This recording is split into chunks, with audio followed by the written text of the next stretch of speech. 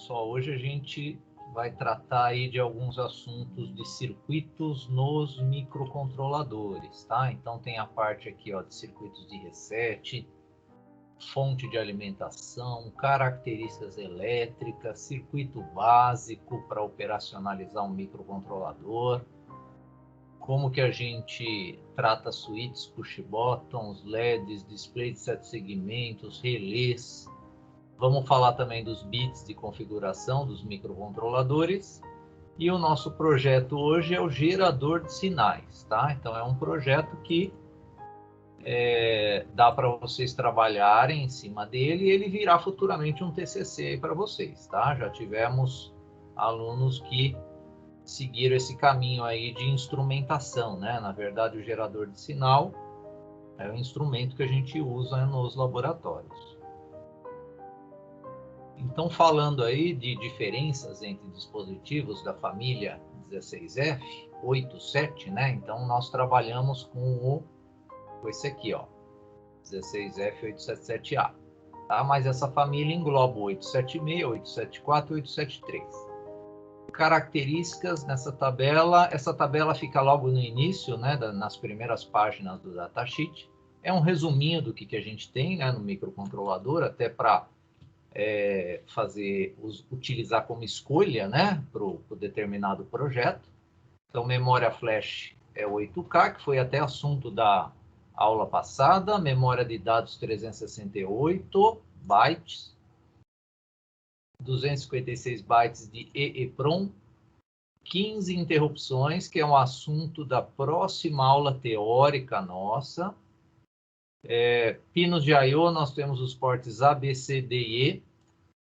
Aqui é toda a parte de comunicação que nós temos, principalmente a USART que a gente trabalha, que é a comunicação serial. Temos também a parte paralela. Temos 8 entradas analógicas e tipos de encapsulamento, que nós já vimos também, né? Esses tipos de encapsulamento. Estou falando de reset. Então, sempre que nós energizamos o nosso microcontrolador, é interessante que o PIC seja resetado. Então, para isso é necessário a inserção de um circuito eletrônico bem simples, mas capaz de realizar esse procedimento que costumamos chamar de Power On Reset. Então, primeiro, por que a gente, a hora que liga, tem que reiniciar ele? Porque no momento que a gente liga o microcontrolador, é aquele momento que os nossos capacitores estão descarregados, o nosso oscilador ele está começando, né, o processo de oscilação dele. Então é interessante que ele fique no estado de reset por alguns milissegundos. É algo rápido, né? É um tempo bem curto, mas isso aí faz muita diferença até que se estabilize os níveis de tensões e o oscilador, principalmente esses dois quesitos aí, né? Então, e outra, para reiniciar existe botão, né? Então eu posso ter também um botão de reset manual. Mas o interessante é a gente ter um circuito, né, de Power On Reset, e vocês verão na aula de hoje que esse circuito já existe. O circuito de reset manual é esse aqui que vocês já utilizam, né, nos kits aí de vocês. Esse circuito, além dele resetar o nosso microcontrolador, ele cria um Power On Reset também. Então, depois a gente vai ver um gráfico aí que dá para a gente colher esses dados pelo Proteus, que a tensão no pino 1, ela tem que estar em nível alto, né, para a condição de reset deixar de existir. Ou seja, a condição de reset ocorre com um nível baixo no pino 1. Com nível alto, não existe o reset, ele começa a executar as instruções. Por isso que o pino ele tem uma barrinha aqui, né? Então, esse Master Clear Reset, né, MCLR, é o reset manual que a gente pode fazer. E esse pino, claro, ele tem que estar em nível alto para que o microcontrolador ele execute as instruções. Internamente ao microcontrolador, nós temos um Power On Reset, né? Então, o Power On Reset espera um pouquinho para começar a executar as instruções. né? O Power On Reset é um circuito que tem essa função. Espera um pouquinho para começar as instruções. Esse pouquinho é quanto? Milissegundos. Tá? Paralelamente, esse circuito também faz isso, né? Porque eu tenho um capacitor aqui, e esse capacitor, ele leva um tempo para carregar. Enquanto ele está carregando, a tensão aqui não está em nível alto, né? Então, eu vou ter uma rampa, né, aqui de tensão, vocês vão ver, né? Não é uma rampa, né? Uma curva aqui que a tensão vai, né? Aquela curva de carga aí do nosso capacitor. Enquanto não tiver acima de 4 volts, ele não começa, né, a executar as instruções. Então, esse circuito também tem essa função de Power On Reset, tem a função de resetar com o botão e tem a função de filtro RC. Ele filtra ruído também, né? Esse RC, ele filtra ruídos também no meu circuito aí, e é interessante, né? Circuitos que trabalham com alta frequência, é interessante a gente ter filtros. Quando a gente fala de reset do microcontrolador, nós temos vários tipos de reset. Olha só aqui dá para a gente contar 5, né? Então, tem o reset no terminal do Master Clear durante a operação normal dele. Tem um reset no Master Clear durante a execução de uma instrução que se chama sleep. O que é sleep? É uma instrução que coloca o microcontrolador no modo de economia de energia, né? Então, sleep é dormir, ele vai dormir, né? Com o objetivo de economizar energia. Nesse momento, como que é o processo de economia de energia? O oscilador principal para, né? Então, o oscilador principal parando, todas as instruções param, né? Então, é isso aí que o modo sleep, né? Ele faz o nosso microcontrolador dormir, entra em modo de economia. Então, é um segundo reset aqui que nós temos, é nesse terminal durante uma execução de instrução sleep, né? Um segundo método da gente reiniciar ele. Um terceiro, né? Então, estamos aqui, né? Através do Watchdog Timer em operação normal. Então, o Watchdog Timer também ele é um temporizador. O Watchdog é o nosso cão de guarda, né? Então, o que ele faz? É um temporizador que ele está lá trabalhando. Se eu não for lá reiniciar esse meu temporizador, ele faz com que o microcontrolador entre em reset também. Tá? Então, a gente já vai falar também da funcionalidade desse Watchdog Timer, né? Temos um reset que se chama Burnout. Então, o Burnout Reset é um reset por queda de tensão, né? Então, se eu tiver queda de tensão, ele vai reiniciar também o microcontrolador. E tem esse que eu falei no slide anterior, né, do Power On Reset. Então, existe um circuito dentro do microcontrolador, não é aquele que vocês montam com o botãozinho de reset, é um circuito que tem dentro dele, que a gente habilita ele nos bits de configuração, e que ele gera também esse tempo, né? Ele fala assim, opa, espera um pouquinho aí para começar a executar as instruções. É o Power On Reset que existe também. Então, só aqui, pessoal, olha só, 1, 2, 3, 4, 5 tipos de resets, né? O microcontrolador. Então, todos os resets, né, com exceção de um que eu vou falar aqui, né, todos os resets fazem com que as instruções vão lá para o início, né, da pilha de programa de memória, que é o endereço 0. Tá? Então, todos os resets vão fazer um desvio lá para o endereço 0 e ele começa de novo. É como se tivesse ligado, né, o microcontrolador. Tá? Ele vai começar lá no endereço 0, né? Que inclusive é o vetor de reset, esse aqui, né? Esse endereço 0. A única exceção é o reset, devido ao Watchdog Timer, ocorrendo quando ele está no modo sleep. Então, quando o microcontrolador está no modo sleep, ele está no modo economia. E aí ocorre um reset pelo Watchdog. O que vai acontecer? Ele não vai ir para o 0, ele vai ir para a instrução seguinte após o momento que ele entrou em sleep. Essa é a única exceção que nós temos. Então, deixa eu já falar um pouquinho do watchdog. Então, o watchdog, ele tem um contador interno, ele tem um oscilador para ele também, né, que conta esse tempo aqui, o watchdog. Não, o watchdog, ele não tem o oscilador dele, não. Quem tem é outro circuito aí, tá? Não é o watchdog, não. O watchdog, ele conta um tempo, e se esse tempo chegar no tempo limite dele, que a gente chama de tempo de estouro, ele reinicia o microcontrolador. Mas e aí, qual é a utilidade do watchdog, então? A utilidade é a seguinte: se o seu código, por algum motivo, travou, entra em algum loop lá e não sai desse loop, ele vai reiniciar sozinho o microcontrolador. Aí o microcontrolador, ele reinicia e volta para o zero. Ah, mas aqui eu já deixei de falar da exceção. Eu não estou na exceção. A exceção é só quando ele está no modo sleep. O watchdog, ele trabalha fora do modo sleep. Aqui é uma exceção, aqui é um caso mais específico, tá? É que eu aproveitei para falar do watchdog justo nesse momento, né? Então, vamos esquecer o modo sleep, vamos pensar só no watchdog agora.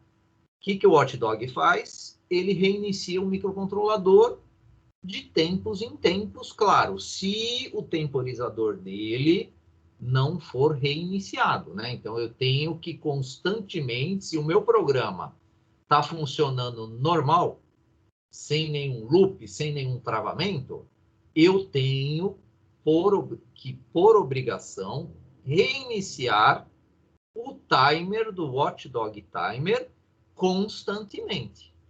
Só se ele entrar num loop, aí não. Se ele entrar num loop, aí ele para de reiniciar esse timer aí sim o circuito do watchdog vai reiniciar o microcontrolador. O vetor de reset, ele é aquele endereço zero, ó. Então, inclusive, a aula passada nós falamos dessa pilha de memória e nós chegamos a comentar aqui do vetor zero, né, que é o vetor de reset. Tem também o vetor de interrupção, que é assunto da próxima aula. A gente começa a falar de tratamento de interrupção, né, dos microcontroladores, né? Então, aqui sim, aqui está específico o watchdog. Vamos esquecer aquela exceção lá, tá? Vamos falar só do watchdog agora. Então, o watchdog reinicia o dispositivo caso o processador ultrapasse o limite de tempo pré-estabelecido pelo programador para a execução de uma determinada rotina. Que situações vão ocorrer essa ultrapassagem de limite de tempo? É o que eu já falei. Se por acaso o microcontrolador travar, entrar em algum loop, e claro, dentro desse loop não vai ter o reset, né, desse contador dele, aí ele vai reiniciar e o seu programa começa do zero. É como se você tivesse desligado e ligado ele, né? Ele reinicia sozinho. É um circuito digital, esse watchdog timer. Eu preciso habilitar ele para ele funcionar. Ele vem, por padrão, desabilitado. Onde é que eu habilito ele? Eu habilito lá nos bits de configurações, tá? E o watchdog, olha só, ele tem um RC. Então, ele trabalha com um oscilador do tipo RC. O RC é aquele oscilador que vocês já conhecem, né? Que eu já falei para vocês que osciladores RC não tem muita precisão de tempo, né? Então, mas é uma maneira, né? Como esse circuito ele não exige essa precisão de tempo, então tem embutido nele lá do nosso CI um osciladorzinho RC para o watchdog timer funcionar e reiniciar o microcontrolador se houver algum travamento, né? Então, aqui que a gente habilita ele. Lá nos bits de configurações, quando vocês começam um novo projeto lá no microC, e que vocês selecionam aquela parte no início de habilitar os bits de configuração, né? Aí no finalzinho lá do passo 1, passo 2, ele vai criar o seu novo projeto e vai abrir essa telinha aqui que se chama Edit Project. E nessa telinha é onde vocês configuram os bits de configurações. E um deles é esse aqui, né? O Watchdog Timer. Hoje vocês vão conhecer todos eles, tá? Todos os bits. Então, se eu quiser trabalhar com o Watchdog Timer, eu preciso habilitar ele nos bits de configurações. E aí, quando eu habilito ele, eu posso trabalhar com o tempo padrão dele, de estouro, ou eu posso multiplicar esse tempo. Como é que eu multiplico esse tempo? Existe um circuito que se chama pré-scaler. O pré-scaler, ele multiplica o tempo de estouro padrão. Então, ele vem com um tempo de estouro padrão e eu consigo multiplicar. Esse tempo de estouro, nesse pique aqui, vai estar um pouquinho mais lá na frente, eu confirmo, mas se eu não me engano é 18 mili. Então, o tempo padrão de estouro dele é 18 milissegundos. Mais para frente a gente vai confirmar isso aí. Aí eu não quero 18 mili, eu quero 36 mili. Então, eu tenho que configurar a taxa do Watchdog, que é essa coluninha aqui, ó. Essa coluninha aqui dos bits 2 ao 0, ó, do registrador Option Reg. Então, se eu quero dobrar esse tempo, eu tenho que usar essa configuração aqui, ó, 1 para 2. Se eu quero quadruplicar esse tempo, 1 para 4. Até 128 vezes o tempo padrão dele, de estouro, ó. Então, até 128 vezes o tempo padrão, que depois eu vou confirmar, que eu acho que é 18 mili, e eu consigo multiplicar esse tempo, tá? E esses bits estão onde? Estão aqui, né? É o PS2, PS1 e o PS0. E eu preciso também colocar no bit PSA, que é esse aqui, ó, eu preciso colocar 1 nele, ó. Por quê? O que o 1 faz? Ele atribui o pré-scaler, que é esse circuito que multiplica o tempo, para o Watchdog Timer. Mas por que eu preciso fazer isso? Porque esse circuito do pré-scaler, ele também é utilizado pelo Timer 0. Então, na aula de Timer 0, a gente vai voltar a falar desse circuito de pré-scaler e desse registrador, que é o Option Reg. Esse registrador ele tem esse nome aqui, ó, Option Reg. Então, nessa nossa aula, a gente está falando especificamente do circuito Watchdog Timer que gera reset, né? Então, já está aqui, ó, o tempo típico de estouro dele está aqui, nessa tabela aqui, ó, 18 milissegundos. Como ele é RC, o oscilador dele, como o oscilador dele é RC, nós temos um tempo mínimo e um tempo máximo que o fabricante, né, determina para uso. Tipicamente é 18 mili, mas isso aí pode variar, né? Vai depender aí das características do RC. E vocês sabem que osciladores RC, eles alteram também a frequência dele em função de temperatura, em função de umidade, aí nós temos essas variações. Mas tipicamente é 18 milissegundos o tempo padrão de estouro dele.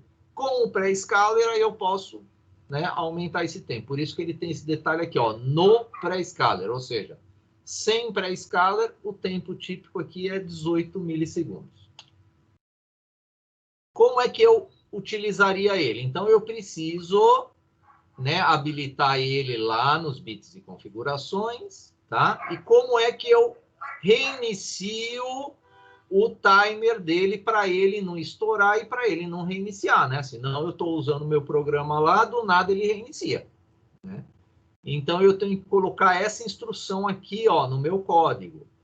ASM espaço clear watchdog timer. Então eu chamo uma instrução do assembly. Quando eu escrevo ASM no meu código lá na linguagem C, né? Eu estou com a instrução ASM chamando os mnemônicos lá do assembler. E lá tem um mnemônico que se chama clear watchdog timer. Então, estou chamando ele para quê? O que esse clear faz? Ele limpa o contador do timer para que não gere estouro. Tá? Então, aí vamos supor que o meu programa travou, que ele parou de executar essa ação aqui. Depois do tempo programado de estouro, que nesse exemplo é 576 mili, então ele está programado pelo OptionReg a gerar estouros com tempos superiores a esse aqui. Então, se essa ação ASM Clear Watchdog Timer não for executada em um tempo menor do que 576 mili, o microcontrolador vai reiniciar. Tá? Então, ele tem que estar presente, né, essa instrução em partes do código, e você tem que saber que entre uma instrução dessa e outra, e a próxima, não pode passar mais do que esse tempo aqui. Nesse exemplo, 576 mili. Se passar, significa que ele vai reiniciar. Então, se vocês habilitarem o Watchdog Timer lá nos bits de configurações, não pode esquecer de colocar essa instrução de tempos em tempos. Ah, mas como é que eu sei esses tempos aí? Pelo debugger, né? Então, o debugger lá que vocês já aprenderam no laboratório lá do microC, pelo debugger lá no Watch Window, né, na janela de verificação de tempo, você tem essas informações. Então, dá para você debugar o seu código e saber de tempos em tempos onde colocar essa instrução aqui. Porque se não colocar ela e habilitar o Watchdog, ele vai reiniciar, vai ficar reiniciando aí, você não vai saber por quê. Uma outra maneira de reset que existe, né, no microcontrolador é o Power On. Então, o Power On é aquele circuito interno que a gente também habilita lá nos bits de configurações. Então, ele é gerado internamente na CPU quando é detectada a alimentação. Né? Ligou o microcontrolador, se o circuito do Power On tiver habilitado lá nos bits, ele vai gerar um tempo de inicialização. Se eu não me engano, depois a gente vai confirmar, em torno de 72 milissegundos para esse pique aqui, tá? Então, é um circuito que a gente também pode utilizar.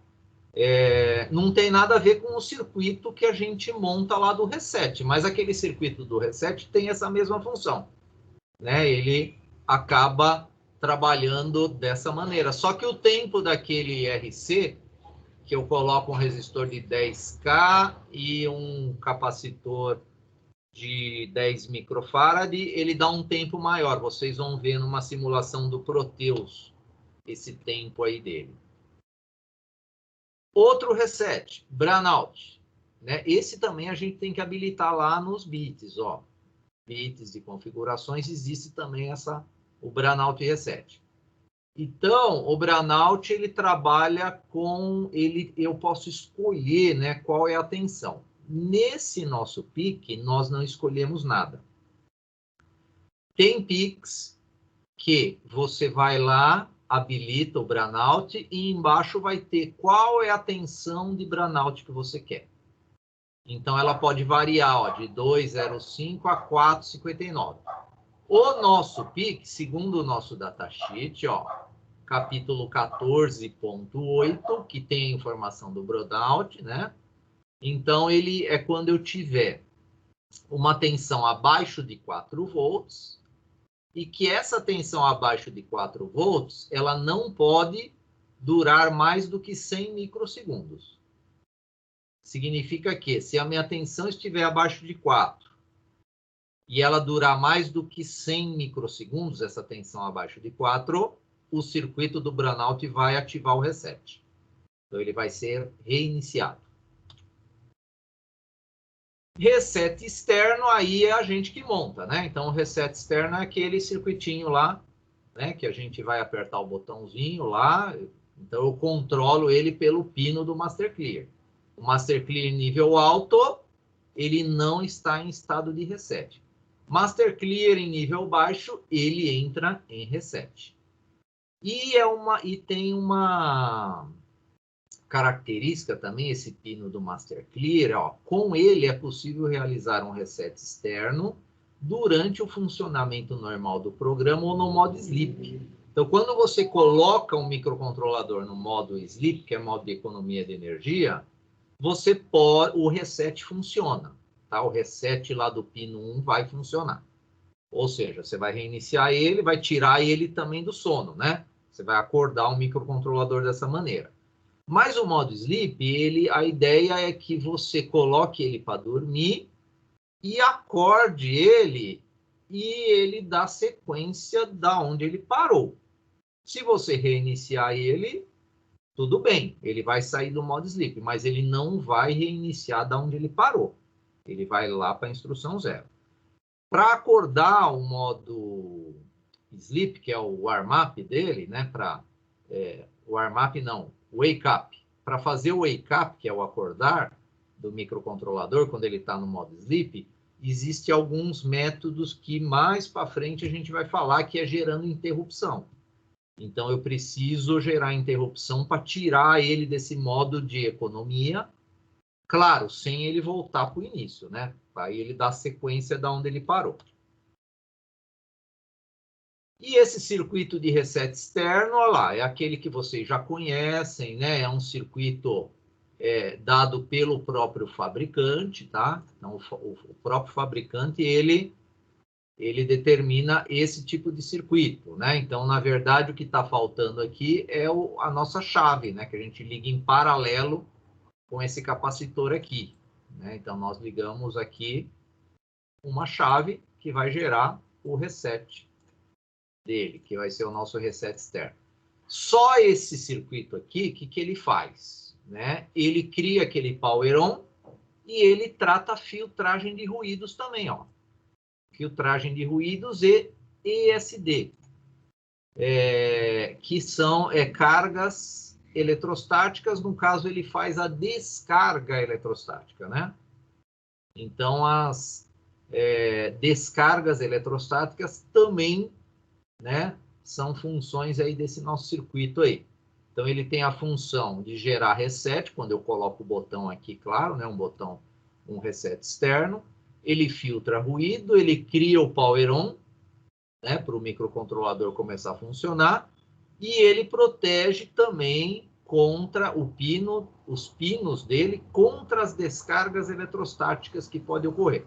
A descarga eletrostática é nós mesmos chegando perto, encostando com a mão, né, nos componentes eletrônicos, o nosso corpo que vai gerar cargas eletrostáticas, né, nos componentes eletrônicos, e tem componente que pode até se danificar, né, com isso aí.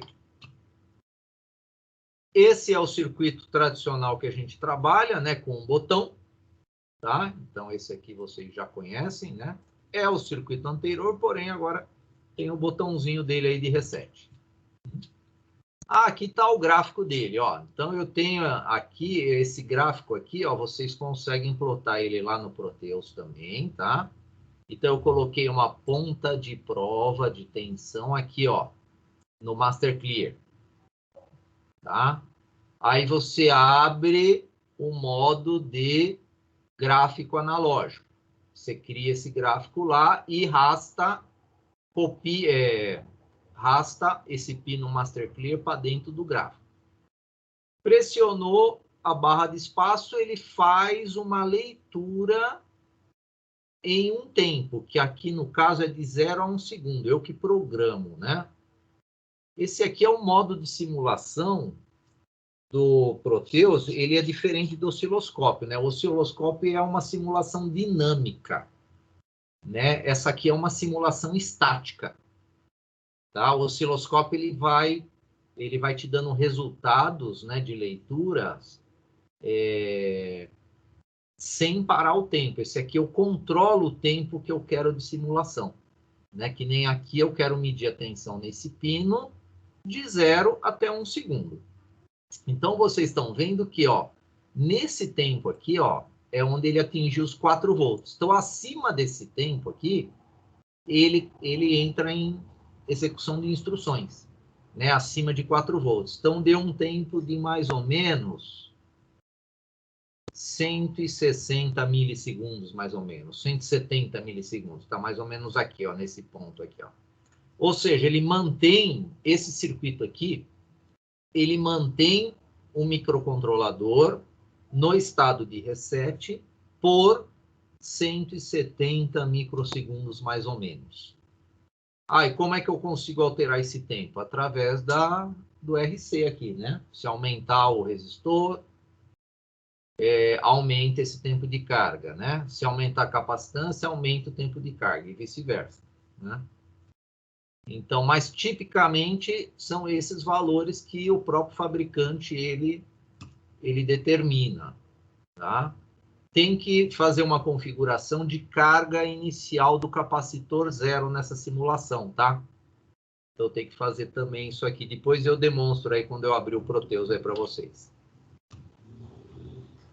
E para toda condição de reset, ele reinicia os registradores, né? Mas ele reinicia nem todos os registradores, eles reiniciam com os mesmos valores, né? Então aqui tem um exemplo do registrador PCON, status e program counter, né? Então para cada tipo de reset ele me dá uma característica de valores que eu vou encontrar nesses registradores. Vamos pegar aqui um exemplo fácil. O PCON é um registrador de configuração. Se eu executo Power On Reset, olha só, o bit 0, que é o bit da direita, ele tem esse status de X. O que é X? Olha lá, é desconhecido, unknown, tá? O bit 1 é 0. Os outros não faz parte do PCON. Se o reset for pelo Master Clear durante a operação normal, ou durante o sleep, ou pelo watchdog, ou pelo wake up, né, até aqui, ele tem essas condições U. O que é U?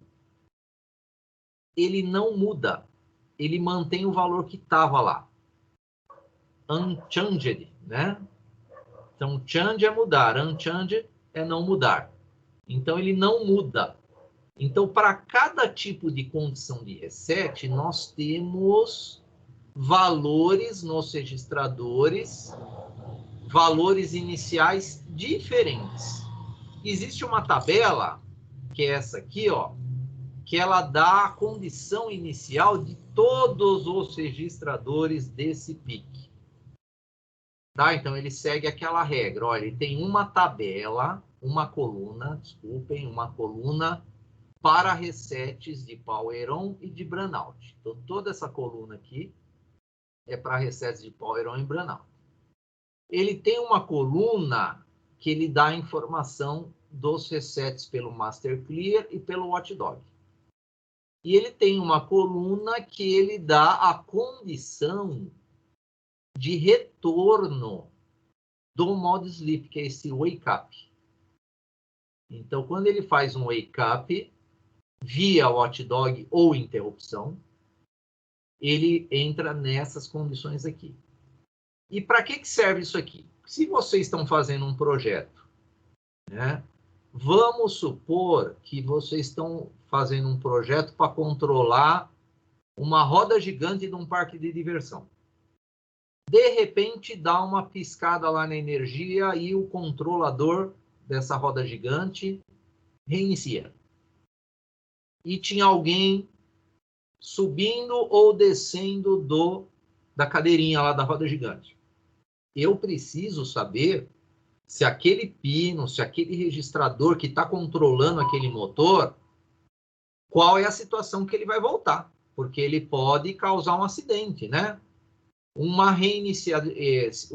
Se esse controlador for reiniciado e ele fazer com que o motor ele volte ligado, pode causar um acidente lá, né? Então eu tenho que saber as condições de retorno dos registradores que eu estou manipulando nos projetos em função desses resets. Vocês estão vendo que mudam, né? Eles mudam.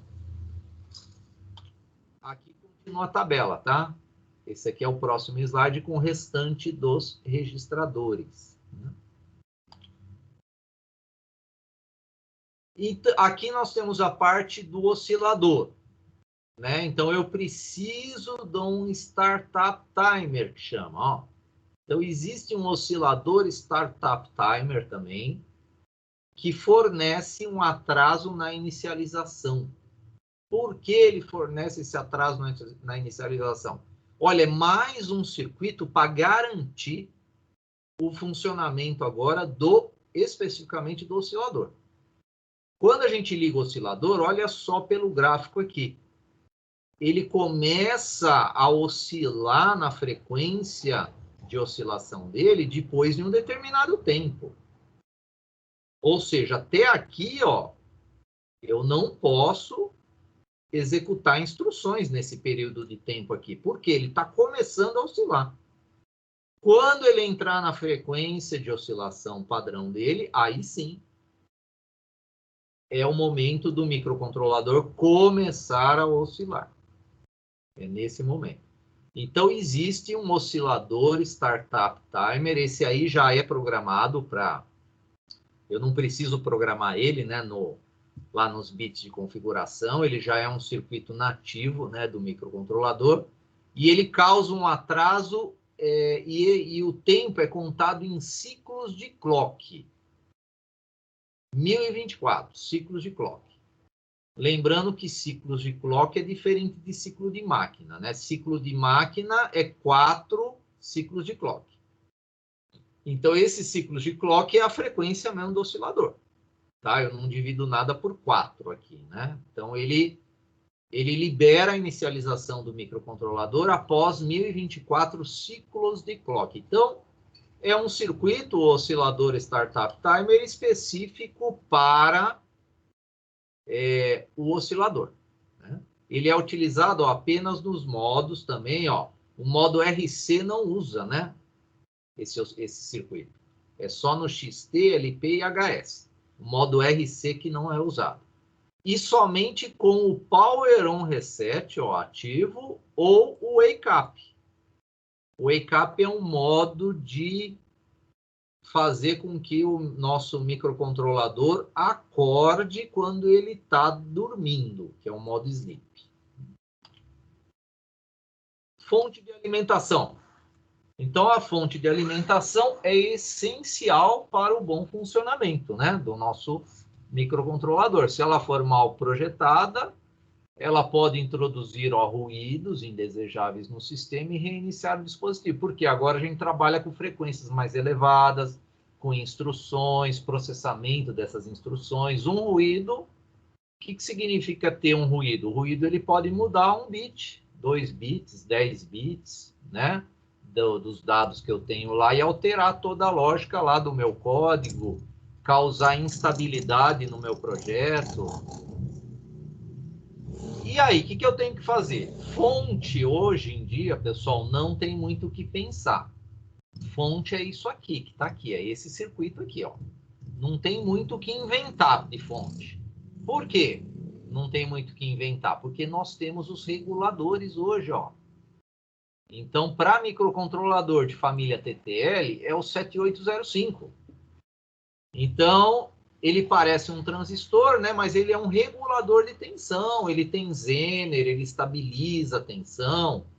Então, antigamente, a gente montava esse circuito separadamente. Hoje, não. Hoje em dia, nas fontes de alimentação, nós usamos o regulador 7805. Né? E aí colocamos capacitores de filtragem na entrada, na saída, capacitor de desacoplamento, que eu vou falar dele, coloco um LED para indicar que a fonte está ligada ou não, né? E temos a saídinha aqui, ó, de 5 volts. Né? Esse reguladorzinho aqui, a entrada do pino 1 tem que ser no mínimo 7 volts para ele conseguir te fornecer no pino 3 5 volts. Ou seja, de 7 a 20. Você colocar de 7 a 20 nesse pino aqui, você vai ter 5 volts regulado aqui na saída. Tá? Então, fonte não tem muito que pensar hoje para sistemas aí microcontrolados. Esse é um outro exemplo que também usa o 7805. Qual é a diferença? Que agora eu estou alimentando ele com AC, ó. Aquele anterior a gente estava alimentando ele com DC, né? Se eu estou alimentando ele com AC, eu tenho que fazer a retificação de onda completa, né? Que é a melhor retificação que tem, o melhor aproveitamento, né, da energia da nossa senoide é com 4 diodos, tá? Tem também os capacitores. Então, aqui eu já tenho o meu sinal retificado, né? Nesse ponto aqui, eu já tenho um sinal retificado que vai ter valores maiores aí que 9 VAC, porque esse 9 VAC é o valor eficaz. Mas esse nosso regulador, no pino 3, eu vou ter 5 volts estabilizado. Temos o LEDzinho também para informar que a fonte está ligada. O que tem de diferente aqui é uma chavezinha aqui, ó, que eu posso escolher o seguinte: se eu não estiver usando a minha fonte alternada aqui na entrada, eu posso usar a USB do computador. Então, dependendo, né, o que eu for alimentar, se for LEDs, né, se for displays de 7 segmentos, displays LCD, eu posso usar a fonte de porta USB. Lembrando que a porta USB ela fornece aí no máximo 500 miliamperes, né? Então não dá para a gente ligar motores, ligar relés aí com a portinha USB, né? Agora, se eu ligar uma fonte externa, aí sim. E essa chavinha aqui, ela vai fazer esse controle, né? Porque às vezes você está com um kitzinho, geralmente isso aqui, essa chavezinha aqui, ela tem para kits didáticos. Kit didático, você escolhe se vai fazer alimentação pela própria USB ou se você vai fazer uma alimentação externa. E os capacitores de desacoplamento em projetos de alta frequência são essenciais, tá? Então, eu preciso ter esses capacitores de desacoplamento, que na verdade é um capacitor de 100 nanofarads, que vocês vão colocar ele perto lá da alimentação do microcontrolador.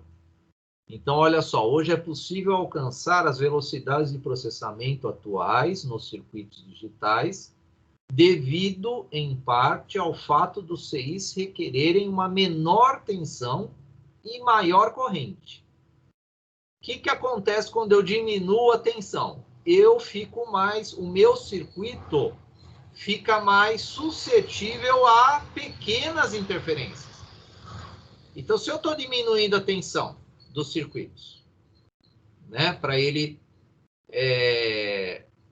não esquentar muito, para ele não consumir tanto, ele fica mais suscetível a ruído. Né? Qualquer interferenciazinha lá pode alterar esse nível, porque o nível de tensão já é baixo. Né? Quando eu estou falando nível de tensão, esse nível de tensão está representando o nível lógico. Então, a representação do nível lógico já é baixa. Se vier um ruído lá, aí sim que ele atrapalha mesmo. Então, por isso que é importante os capacitores de desacoplamento nos nossos projetos. Então, isso implica, ó, que as margens de 0 e 1 lógicos, elas são menores, né? Se eu diminuir a tensão de alimentação. O que as torna mais fáceis de alcançar, mas também torna o CI mais suscetível a ruído. Por isso, é necessário fornecer uma alimentação o mais limpa possível, ou seja, sem ruídos, né? Quando a gente está trabalhando com CIs de alta frequência e principalmente CIs que trabalham com baixíssima tensão, né? Porque hoje em dia vocês sabem que nós temos a família TTL de 5 e tem já muito circuito que trabalha aí com 2,2 volts e até menos, né? 1,2 e assim por diante. Principalmente circuitos de memória. Para maior confiabilidade do sistema, é recomendável a introdução de capacitores de desacoplamento de capacitância equivalente a 100 nanos, que é o 10.4, tá? É esse aqui, o mais próximo possível dos pinos de alimentação do microcontrolador, a fim de estabilizar a tensão de alimentação e reduzir os ruídos. que podem eventualmente afetar o desempenho do microcontrolador. Então, aqui tem um 16F628A. Você vai pelo datasheet saber que o pino 14, ó, é o VDD, é o positivo. O pino 5 é o VSS, é o negativo. Aí você vai soldar um capacitor lá pertinho dele, né? Ou nos projetos, né, de placas, de PCIs, não pode esquecer de colocar esse capacitor bem pertinho lá do soquete, né, que vai ser encaixado no seu CI. O 16F877A também possui, ó, entrada de alimentação dedicada ao conversor AD. Né? Então, o conversor AD também é assunto que a gente vai tratar aí nas futuras aulas. Embora seja opcional, é recomendável separar as fontes da analógica e digital. Isso a maioria dos circuitos, né? A gente separa fonte analógica da fonte digital, deixa uma fonte para potência, deixa uma fonte para controle também, né? Então, temos que separar essas fontes. O que a gente não pode esquecer é que se eu tenho uma fonte para potência, uma fonte para controle, eu não posso esquecer de ligar o GND das duas fontes no mesmo ponto. É isso aí.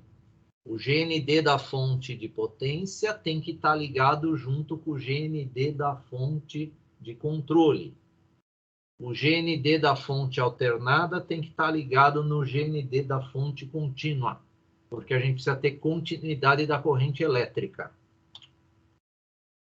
Algumas características elétricas dos microcontroladores. Ó, eu peguei algumas só, mas tem muita característica no datasheet, tá? Então, esse gráfico aqui, ele dá o eixo da frequência. Aqui, ó. Então, ele chega até 20 mega e ele mantém esse intervalo de tensão com a frequência. Né? Com o aumento da frequência, ele trabalha de 4 a 5,5. Né? O 16F877A. Porque tem microcontrolador que, para frequências baixas, eu posso colocar tensões de alimentações baixas. Aí, conforme a frequência vai aumentando, aí eu tenho que aumentar, né, a tensão de alimentação dele. Isso alguns, tá? Isso aí tem que ver detalhes aí dos datasheets. Mais características, ó, faixa de temperatura de trabalho, né, ó, de menos 65 a mais 150, tensão de trabalho, ó, de 4 a 5,5, que é o que estava no gráfico anterior, né? Potência de dissipação máxima dele, 1 watt, corrente de saída dos os VSS, né, dos pinos, 300 miliamperes, corrente máxima de entrada, VDD, 250, corrente máxima fornecida por qualquer pino de I/O. Isso aí eu já falei logo nas primeiras aulas de hardware, né, que eu posso ligar no máximo no meu pino, o meu circuito tem que drenar no máximo 25 mil. Né? Isso aí muda também de microcontrolador para microcontrolador, de fabricante para fabricante. Tá? Esse nosso é 25 mil. Ele dá detalhes de algumas portas aqui, ó, corrente máxima de entrada do porte A, B e E, 200 mil. As fornecidas também, ó, 200 mil, porque existem tecnologias diferentes de chaveamento desses portes aí. E um circuito básico para operacionalizar o nosso microcontrolador. Então, vocês já sabem, já até montaram lá no Proteus. Montaram o oscilador e o Master Clear, né? A fonte, ela já faz parte da simulação, né? Na verdade, aí do Proteus. Você não precisa montar essa fonte aqui, né? Mas se a gente fosse montar um kitzinho, eu preciso ter uma fonte, né? Então, hoje em dia, quando vocês trocam de celular, quando o celular de vocês quebrou, guardem aquela fontezinha, né? Aquela fontezinha que usa aquele cabinho USB, ela é de 5 volts, tá? E ela é boa para a gente alimentar os projetos físicos aí de microcontroladores. O circuito de oscilação, né? Que tem aí o nosso cristal e os capacitores de 22 pico. O circuito do Master Clear, né? E aqui o microcontrolador, lembrando que, ó, pinos 11 e o 32 é o VDD. O 12 com o 31 é o VSS, o negativo, né? O oscilador vai estar aqui no 13 e 14, né? E o pino 1 aqui, o Master Clear. Falando um pouquinho de switches e push button, até para vocês entenderem esses contatos, né? Então, a gente usa muito em teclados, né? Em kits microcontrolados aí, como botões aqui, os push buttons, né? Então, esses são as chaves tácteis. Essa chave táctil aqui, pessoal, ela é mecânica, né? Então, ela sofre lá o efeito do bounce. E se eu olhar os terminais dela aqui, ó, então eu tenho aqui, ó, pino 1, né? Estou me baseando pelo circuitinho dela aqui, ó. Pino 3 aqui, o pino 4 do lado de cá e o pino 2 aqui, ó. Né? Então, quando eu encaixo ela na protoboard, eu tenho que saber que o pino 1 e o 3 que faz o liga e desliga, ó. Né? O pino 1 e 3 ou o 2 e o 4, tanto faz. Tá? Então, o liga e o desliga está nos pinos 1 e 3 ou 2 e 4. Internamente, ó, 1 e o 2, ó, eu tenho a mesma ligação. O 3 e o 4 também tenho a mesma ligação. Então, é simples, né, esse tipo de ligação, quando a gente fala de botões, né? Então, o modo mais simples de detectar o aparecimento de tensões, né, nos pinos é feito com esses botões mecânicos, né? No entanto, na prática, não é tão simples da gente trabalhar com esses botões mecânicos, porque nós estamos utilizando circuitos de alta frequência, né? Então, nós temos esse fator aqui, ó, do efeito bounce, né? Que vocês já fizeram um relatório também sobre o efeito bounce. Então, eu tenho uma chavezinha mecânica, ó, ela está em nível alto. Se ela vai para o nível baixo, ela não tem essa transição bonitinha que nem está aqui no gráfico, né? Ó. Ela não tem essa transição aqui bonitinha. Vai aparecer um ruído aqui de liga e desliga, né? Então, se esse ruído levar 100 milissegundos, significa o que esses 100 milissegundos? O nosso microcontrolador, trabalhando com um cristal de 8 mega, possui um ciclo de máquina, que é o tempo de uma instrução, de 0,5 microsegundos. Olha só, ela gera ruído, o bounce ele pode durar até 100 mili, dependendo da chave, né? Ou até mais, né? Não dá para ter precisão desse tempo. Mas vamos supor, se ele durar 100 mili, olha só, em 100 mili, quantas instruções não dá para a gente fazer, né? Centenas de vezes, né? Essas instruções podem ocorrer nesse trechinho aqui, ó, de 100 mili. Então, o efeito bounce é um problema comum em interruptores mecânicos. Quando os contatos atracam, a sua dinâmica e elasticidade agem em conjunto e causam ruído. O resultado é uma corrente elétrica pulsada, em vez de ter aquela transição limpa. Por que ocorre isso? Vibrações, pequenas manchas ásperas e sujeira entre os contatos. Esse efeito é imperceptível quando a gente está usando chaves no nosso dia a dia, tipo, para acender uma lâmpada, né? Sei lá, para ligar uma batedeira, para ligar um secador de cabelo. A gente não... Existe o efeito? Existe. Mas para esses circuitos, eles não são imperceptíveis, né? Não causam nenhum efeito para nós. Agora, se a gente utilizar, se esse efeito ocorre, né, em um circuito que está processando informações muito rápidas, aí sim, a gente vai ter muito problema. Um exemplo é é o que está aqui, ó, contador de pulsos. Vamos supor que eu tenho uma chave que está contando pulsos. Quase que em 100% desses casos de contagem de pulso vai ter erro. Isso aí vocês vão observar na aula de contador, tá? Tem uma aula aí de contador que quando você liga uma chave mecânica nesse pino que faz a contagem, cada acionamento tinha que contar uma vez. Só que você vai apertar lá o botão, ele vai dar um disparo lá, vai contar 10 vezes. Aí você fala, opa, mas eu apertei uma vez só, então o erro está no meu programa. Não, o erro não está no programa, o erro está no efeito bounce. E aí, para a gente resolver esse problema do bounce, tem circuitos RC, que nem esse aqui, né, com capacitor e resistor, né? Só que esse aqui ele não resolve completamente, mas já melhora muito o efeito bounce.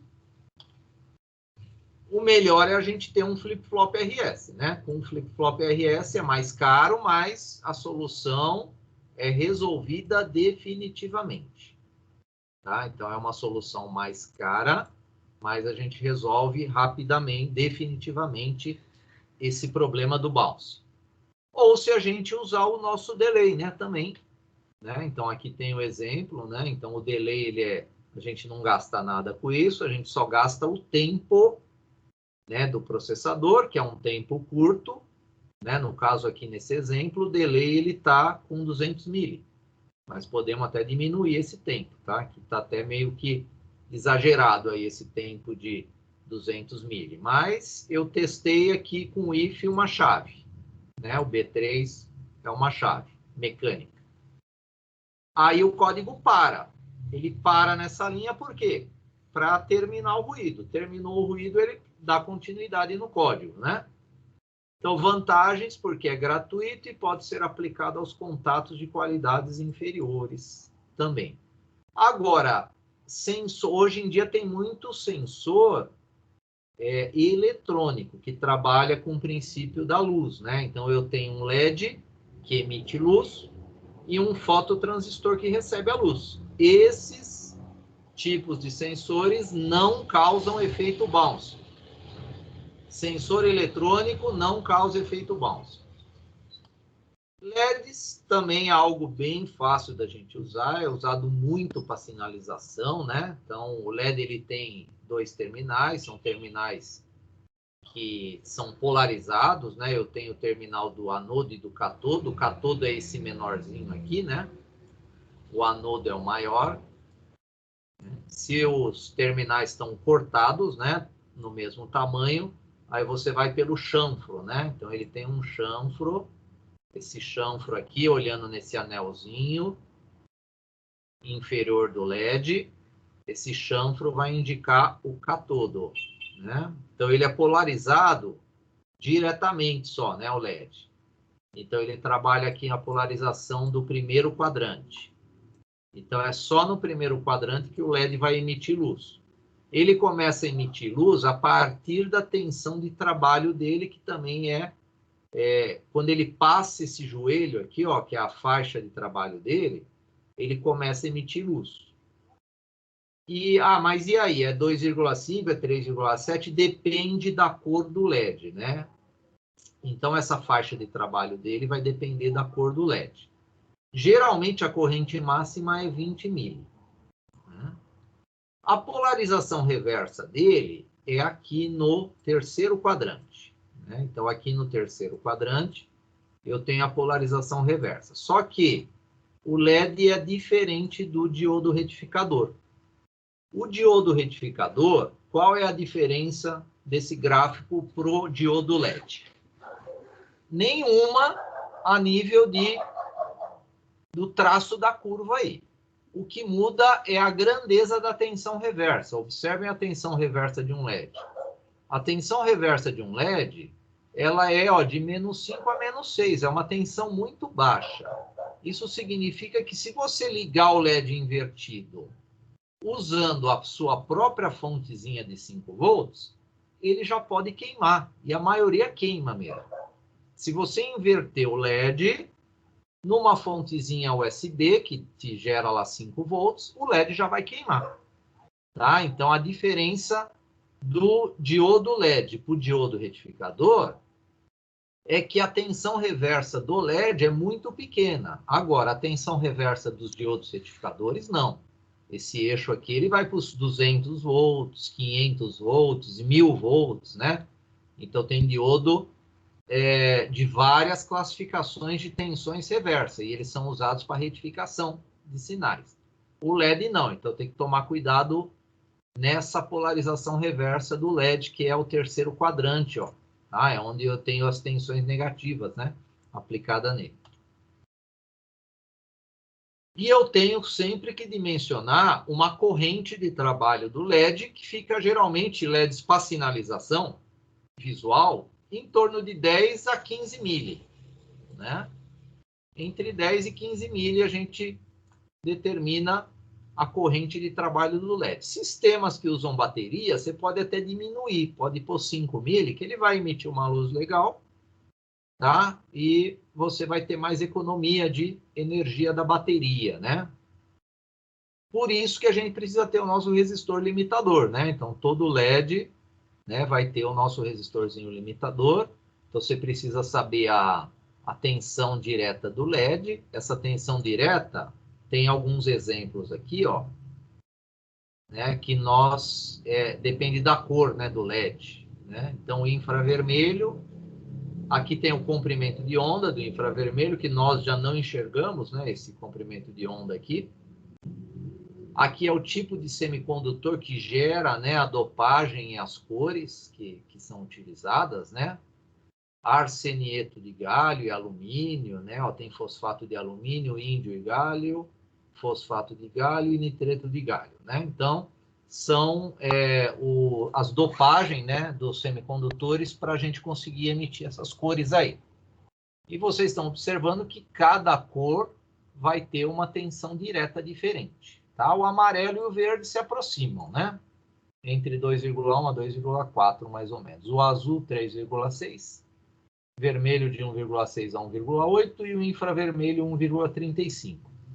Então, sabendo o VF dele, pela nossa tabela, que é essa tensão de trabalho dele, sabendo a tensão que eu estou alimentando ele, eu vou saber a queda de tensão do resistor. Conhecendo a queda de tensão do resistor, determinando a corrente de trabalho, eu determino o valor desse resistor aqui.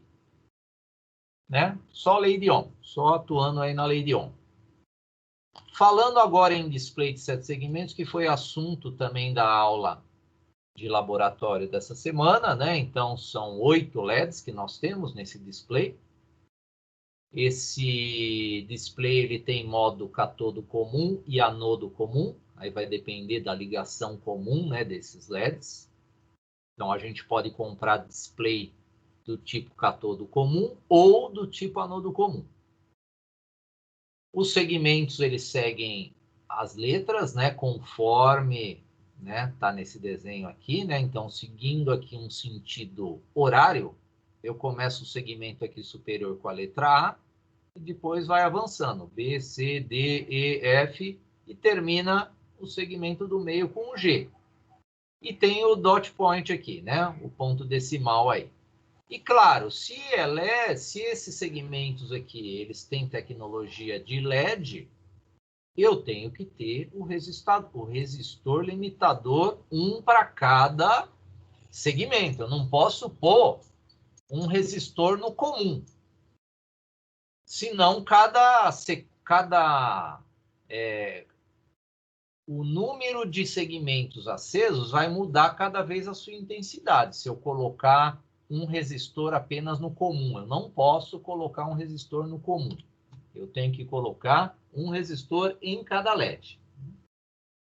Para trabalhar com display de 7 segmentos, existe uma opção da gente usar um CIzinho, que é o decodificador BCD, que vocês devem ter feito algum experimento nas aulas de digitais, né? Então, um decodificador bem conhecido é o 74247, TTL, esse aqui, onde você coloca o código BCD aqui, ó, nos pinos 1 e 2 e 6 e 7. né? E aí você tem, ó, os pinos aqui de cima, ó, do 15 até o 9, e os segmentos que você vai ligar no seu display. Aí, conforme você coloca o código BCD aqui, ele acende os segmentos para formar o dígito que você quer, né, numérico. Claro que com o microcontrolador, nós não precisamos usar esse decodificador. Só se for um caso que você queira reduzir o número de pinos no microcontrolador. Em vez de trabalhar com 8 pinos, você vai trabalhar com 4.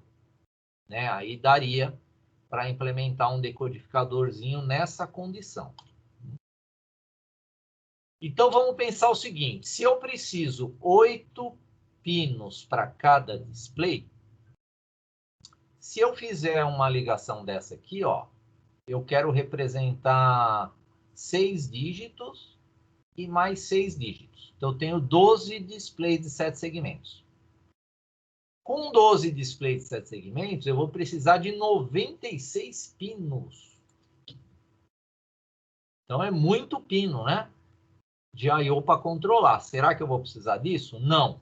Existe uma solução para a gente não utilizar 96 pinos. Essa solução se chama multiplexação, que é o assunto do laboratório da próxima aula. Então, vamos falar um pouquinho do olho humano. O olho humano ele tem uma característica que se chama persistência retiniana. O que é isso? A imagem do que a gente está olhando fica armazenada por uma fração de segundo. Né? Eu não consigo trocar de imagem muito rápido. O meu olho não consegue fazer a troca da imagem muito rápido. Né? Esse efeito se chama, essa característica, né, do olho humano, é persistência retiniana. E aí, essa persistência, ela é como uma ilusão de ótica nessa técnica de multiplexação. Que nem esse desenho aqui, ele está causando uma ilusão de ótica, tá? Não tem nada a ver com a persistência retiniana, ele só está ilustrando uma ilusão de ótica. Se vocês olharem, todas as linhas aqui estão paralelas, né? Parece que não, mas elas estão todas paralelas aqui nesse desenho aqui. O que é a ilusão de ótica nos displays de 7 segmentos? Eu ativo um display por vez. Porém, eles mudam de estado muito rápido. Ou seja, eu ligo um display e desligo, ligo outro, desligo, ligo outro, desligo. Eu ligo e desligo aqueles 12 displays, mas muito rápido, e um de cada vez só. O nosso olho não acompanha esse liga e desliga. O nosso olho não vai acompanhar o liga e desliga, devido à persistência retiniana. As filmadoras, as câmeras aí do celular, quando vocês estão filmando imagens, que é filmar uma imagem? É tirar várias fotos, né? Ele tira lá 30 fotos por segundo, tira 60 fotos por segundo, né? Então, quando você está filmando algo, que dado de imagem você tem? Imagens estáticas, né? Então, X imagens por segundo. Então, se você ter mais do que 10 imagens por segundo, o nosso olho já não consegue acompanhar esse liga e desliga. O nosso olho vai achar que está tudo ligado. Se for 10 vezes por segundo, você liga e desliga um LED 10 vezes por segundo, você vai olhar para o LED e você vai falar assim, ele está ligado. Mas ele está ligando e desligando. É o seu olho que não está acompanhando. Tá? A primeira ligação, quando eu trabalho com um display apenas, eu tenho que fazer essa ligação, que nem vocês aprenderam na aula de laboratório. Tem que pôr lá os 8 resistores, né? Um para cada segmento. Coloca lá o segmento A no bit menos significativo, que é o da direita, né? Para você trabalhar com um porte. E o ponto decimal é o bit mais significativo. Agora, se eu tenho 4 displays agora, aqui esse exemplo é com 4, não é com aqueles 12 não. Então, para facilitar o entendimento, tem 4. O que eu faço de ligação? Eu ligo todos os segmentos A em um único pino de um porte. Todos os segmentos B no... Então, o A vai ser o bit 0. O B vai ser o bit 1.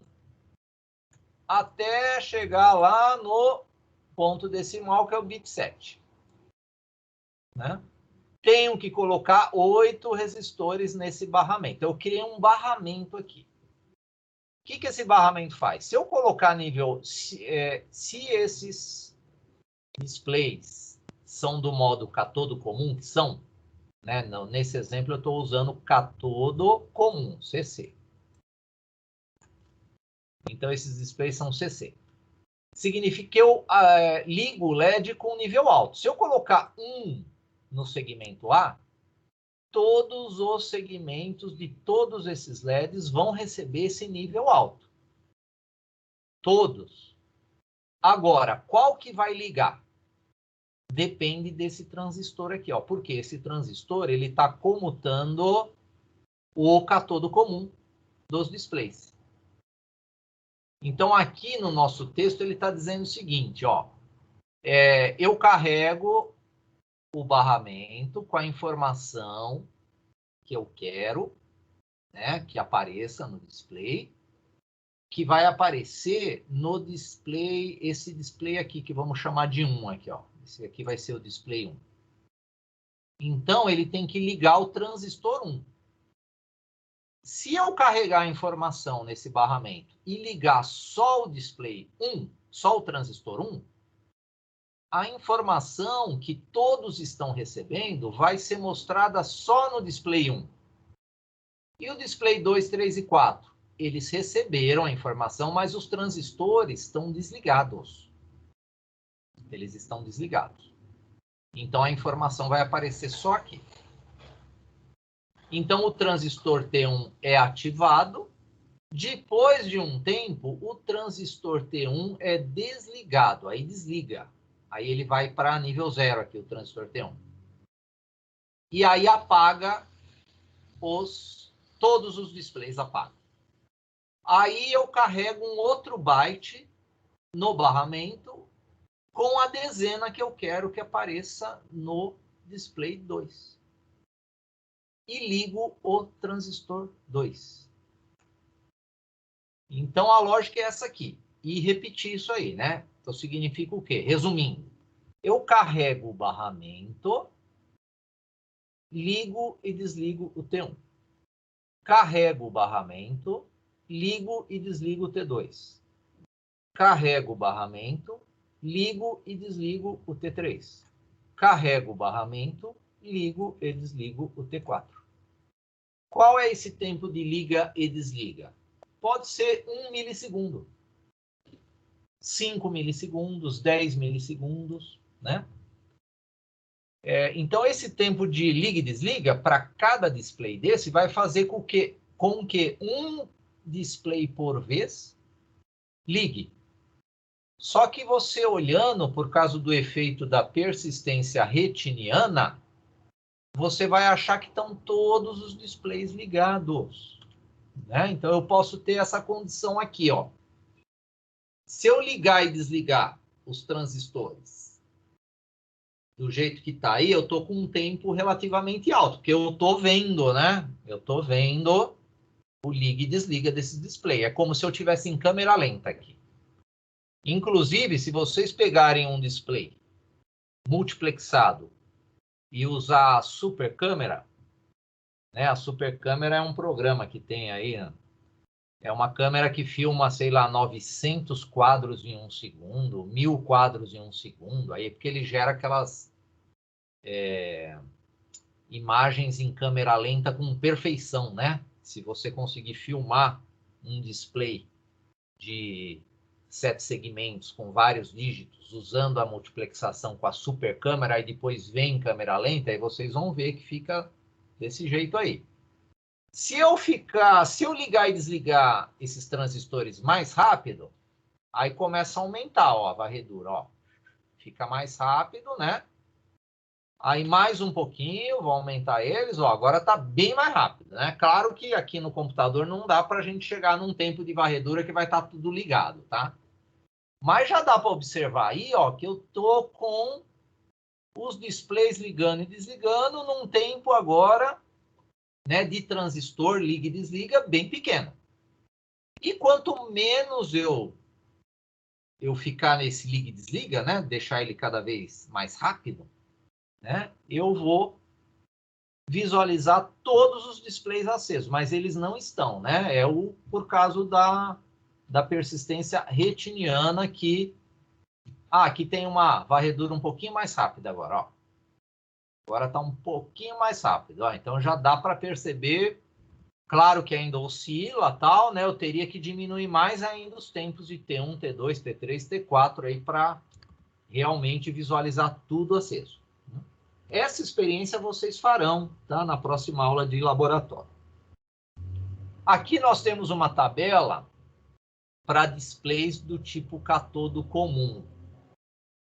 O que eu tenho nessa tabela? Eu tenho o valor que eu tenho que carregar o meu barramento para apresentar o dígito 0, para apresentar o dígito 1, né? Para apresentar o dígito 2, né? Então eu tenho que carregar com essas informações aqui o meu barramento, ó.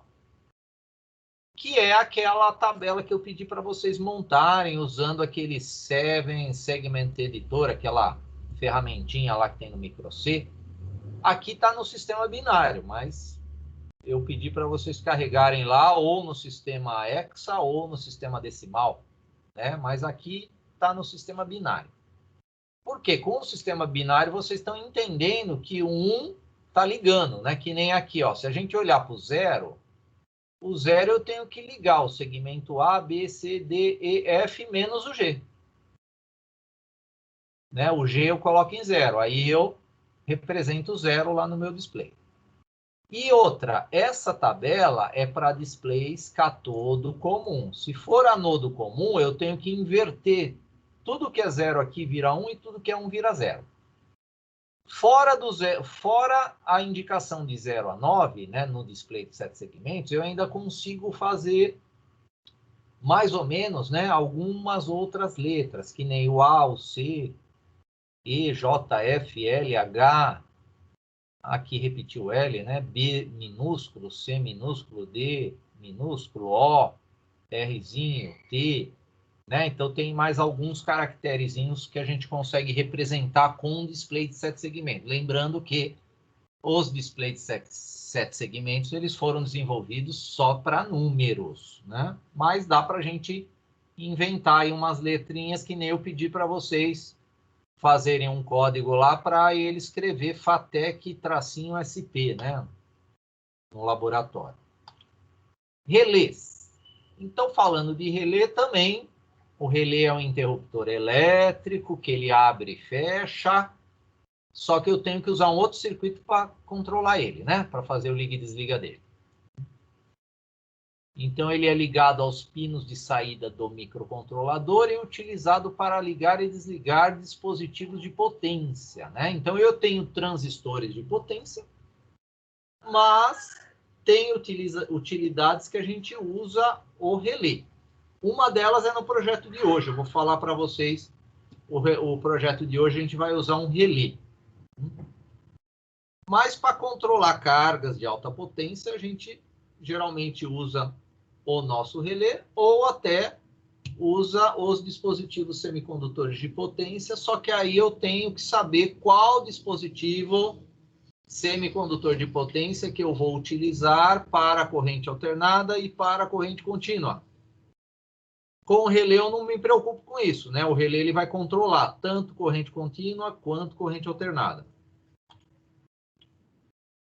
Quando a corrente flui através da bobina do nosso relé, ele é operado como um eletroímã e aí ele consegue movimentar contatos mecânicos.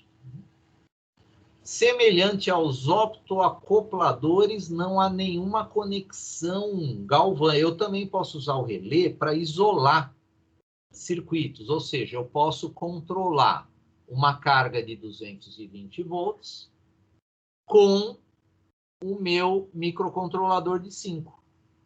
Né? Então, eu uso 5 volts para controlar só a bobina do relé, e o contato do relé vai controlar uma carga de 220 volts. Né? Então, eu tenho um isolamento também.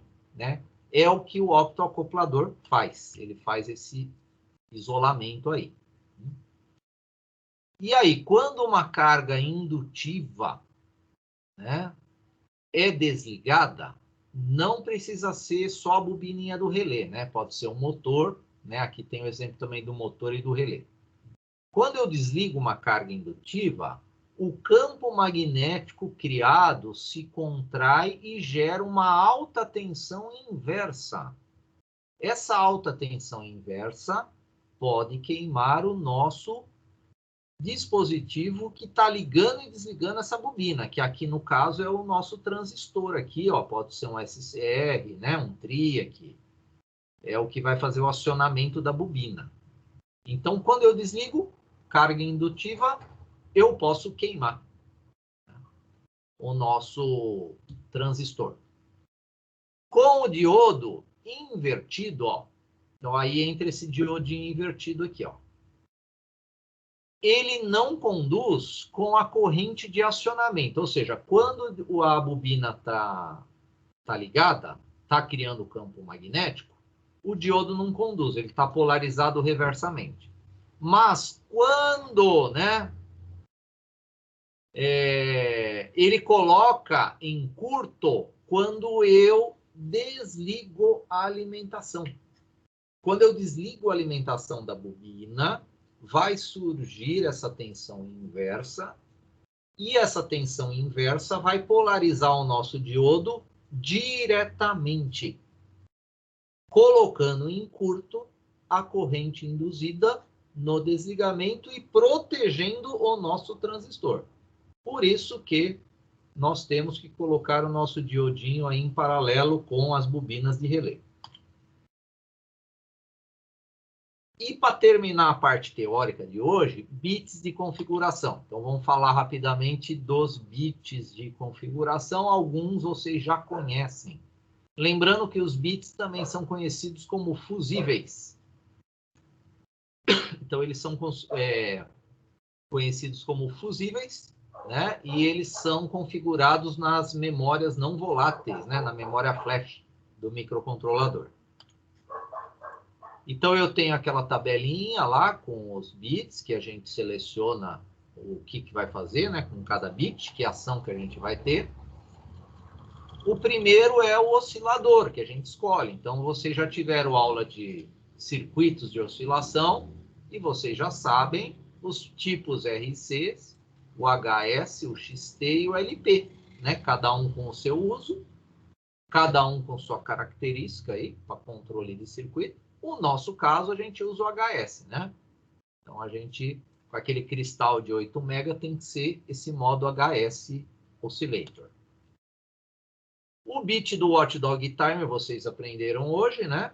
Então, ele é um temporizador que reinicia o microcontrolador se passar do tempo padrão dele, que aqui no caso é 18 mili, mas esse tempo vocês sabem que a gente pode multiplicar ele com aquele circuitinho do pré-scaler.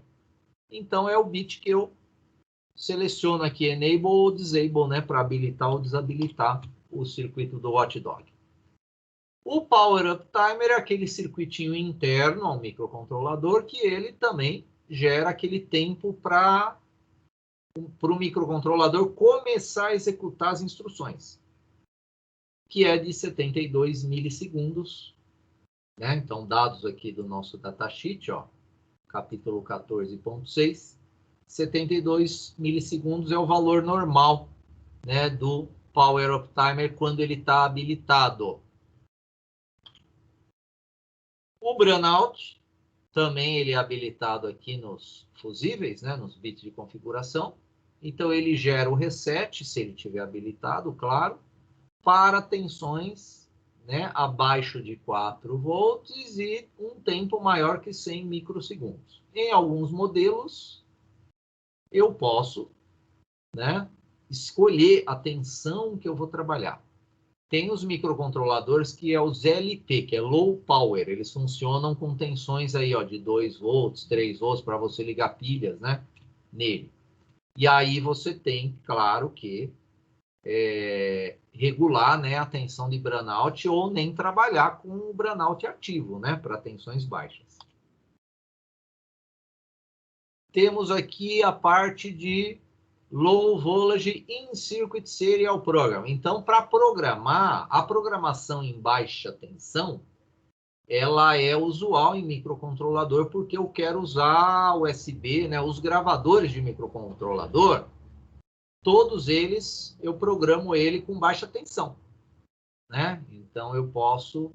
Por que eu programo ele com baixa tensão? Porque antigamente, quando não existiam as memórias do tipo flash, toda a programação de memória era com tensões acima de 13.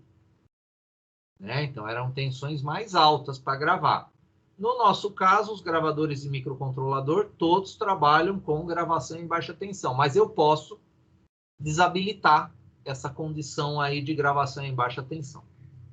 E gravar ele com um gravador, que aí vai ser um gravador específico que vai trabalhar com um gravador de alta tensão, né? Que no caso essa alta tensão é 13 volts aí, 13,5.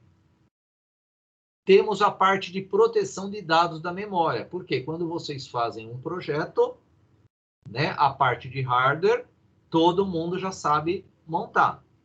Agora, a lógica de funcionamento, ela está gravada lá na memória. É isso que você pode proteger no seu projeto hoje, né? Hoje em dia, um projeto seu, os direitos autorais do seu projeto está aqui na memória dele. Então, é possível você proteger os diferentes tipos de memória. Aqui nós estamos falando da EEPROM. Então, a EEPROM pode ser protegida ou não. O que é proteger a memória?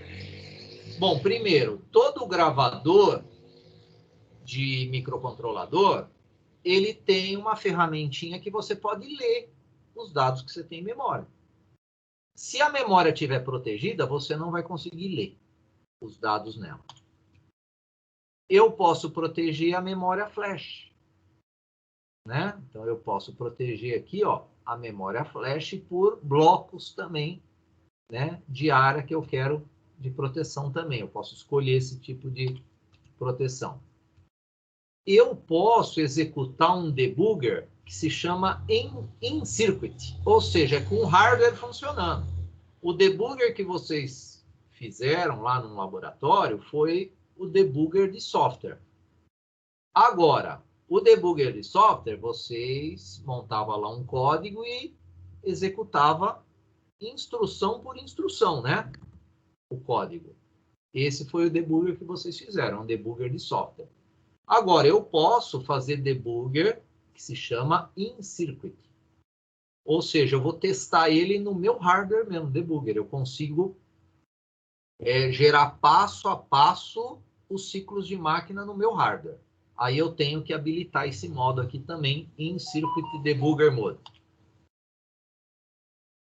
Aqui é a proteção, né, contra a leitura e escrita da memória flash. Então, aqui é uma proteção total que você faz, né, do seu código, né, referente à memória flash.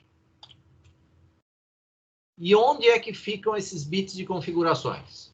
Ficam no registrador que se chama Word, né, Configuration Word. Então, ele é um registrador, ó, de 14 bits, que ele está lá na memória de programa. E cada bitzinho desse aqui controla um fusível, ou um conjunto de fusível, que nem o de oscilação, ó, que é o bit 0 e 1. Aqui estão os modos, ó. Né? Não, na verdade, aqui a gente vai chegar nesse aqui, né? Aqui é a parte de proteção, ó, bits 10 e 9. Bits 10 e 9, 13, 12, 11, 10 e 9, esses dois, ó. Nessa página que nós estamos aqui, é aquela memória, né, flash que a gente controla qual bloco dela que eu quero proteger. Esses dois que eu estava mostrando aqui de frequência, tá mais à frente aqui, ó. Mas aqui, esse registrador, pessoal, ele tem todos os bits que nós configuramos pelo microC, né? Então, o microC dá aquela janelinha bonitinha que você escolhe e o compilador que tem que colocar essas informações dos bits nesse registrador para gerar a configuração que vocês programaram, né? Aqui que está o do oscilador, né? Ó, bits 0 e 1. Tá? Que é esses dois últimos aqui. Aqui que eu, ó, na configuração que a gente usa do HS é 1 e 0, né? Então, eu tenho que colocar 1 aqui e 0 aqui. Mas isso quem faz para nós é a interface gráfica lá do microC. E o nosso projeto hoje? Falando um pouquinho aí agora do projeto gerador de sinais. Antes de falar desse projeto, vamos entender o seguinte. Vamos entender a função VDelay. O microC, ele possui uma função delay, que vocês conhecem, e ele tem uma função que se chama VDelay. V de variável, né? Aqui está o protótipo dela, ó, né? Aonde é que eu peguei isso aqui? No próprio microC, lá no help dele, tá? No help dele. Qual é a diferença do delay e do VDelay? No delay, eu tenho que colocar uma constante aqui, ou seja, eu não posso mudar. No VDelay, eu posso pôr uma variável, aí eu mudo. Eu consigo mudar o tempo de espera do meu código com o VDelay.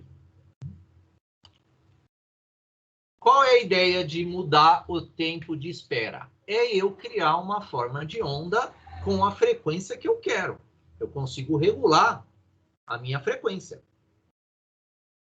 Agora, vamos entender direito essa forminha de onda. Aqui, ó, uma ondinha quadrada, né? Se eu montar esse código aqui, ó, com o VDelay, olha só, a variável tempo, ela está configurada para 100.